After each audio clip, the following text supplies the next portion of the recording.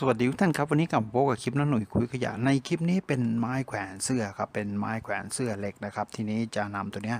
มา DIY มาใช้งานกันนะครับโอเคครับติดตามชมนะครับจากไม้แขวนเสื้อไม้แขวนเสื้อพลาสติก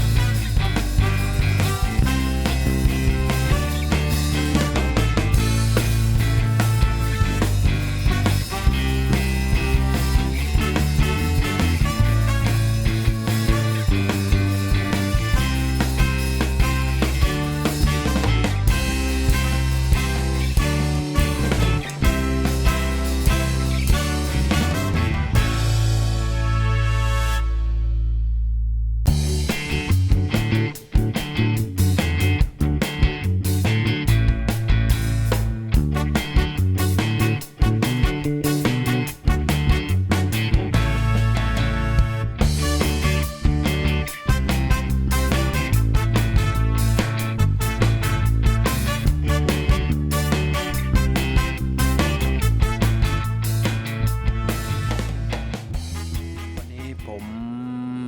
จะมา DIY คือเป็นตะแกรงพัดลมนะครับที่ไม่ได้ใช้กันแล้วนะครับผมอันนี้เป็นตะแกรงฝาหน้านะครับผมก็คือจะทำเป็นมีลวดแขวนนะครับผมใช้ลักษณะเป็นลวดแขวนนะครับผมแล้วทีนี้ผมจะเอาเชือกห้อยทำเป็นพวงราวตากผ้านะครับผมใช้ประโยชน์ในกลางแจ้งนะครับผมตัวผูกผมจะใช้เป็นเชือกนะครับผมลองติดตามชมกันนะครับแล้วก็ทำใช้กันดูครับผมลองดูนะครับผม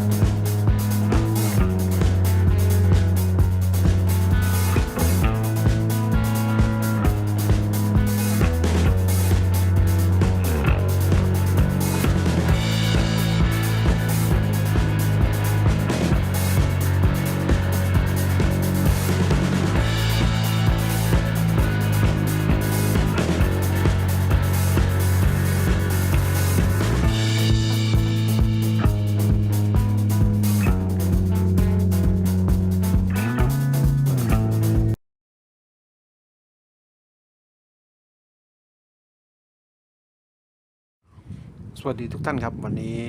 ผมมีเป็นไม้แขวนเสื้อนะครับทีนี้ก็จะทำเป็น DIY พวงแขวนผ้าไว้แขวนผ้าได้เยอะๆนะครับที่ตากเช่นถุงเท้าอะไรต่างๆที่ลักษณะของการห้อยแทนพวงนะครับไม่ต้องซื้อกันนะครับก็ประหยัดไปอีกครับก็คือจะมาใช้ไม้แขวนพลาสติก